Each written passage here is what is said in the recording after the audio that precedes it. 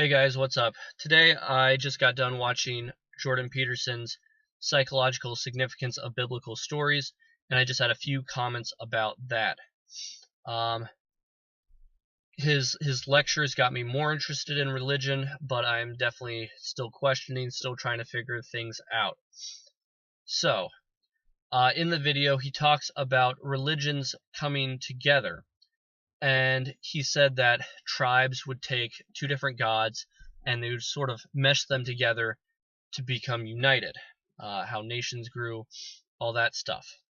And so I was wondering how that's going to play out in the world today and whether that has a role in atheism becoming a more popular thing.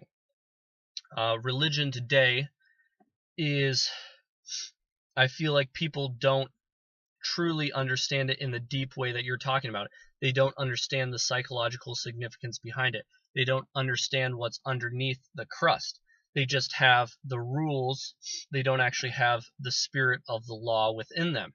And so when these different ideas come together, they're not going to have any spiritual experience to bond over, because that's not a place of unity for them anymore, because they don't have that.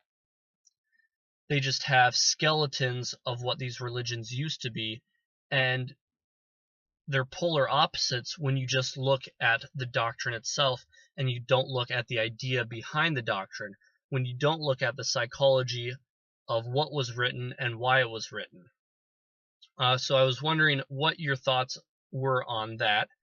And another thing, you talked about dreams and how dreams could speak to people, how that one person actually lucid dreams and she could ask the dream what it meant. And so I was wondering if sort of some spiritual experiences had the same sort of thing to them. I know somebody who he's had multiple experiences with him seeing visions of people walking around that aren't actually there. And from what he described to me, the visions were at first far away, him looking outside a window onto the road and seeing somebody walking, and then it got closer, other side of the room, in the closet or by the closet, 20 feet away.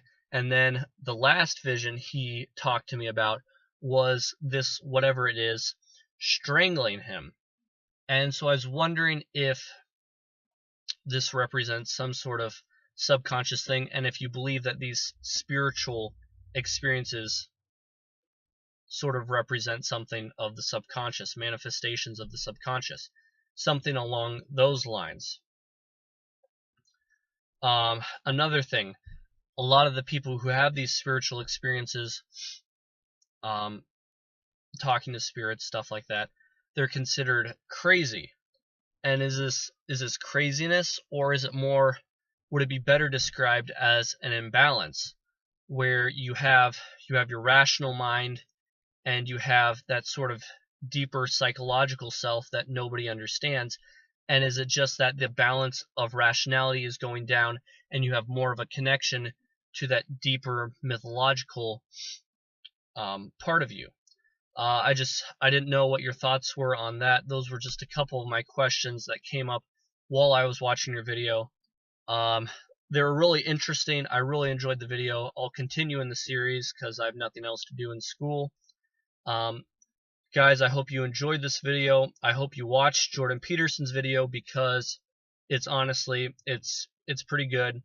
Even if you come from an atheistic background, you have stuff to learn there. Human psychology, there's a lot of practical applications for that. So I'll see you guys next week, and I hope you have a great week. I'll see you in the next one, I guess.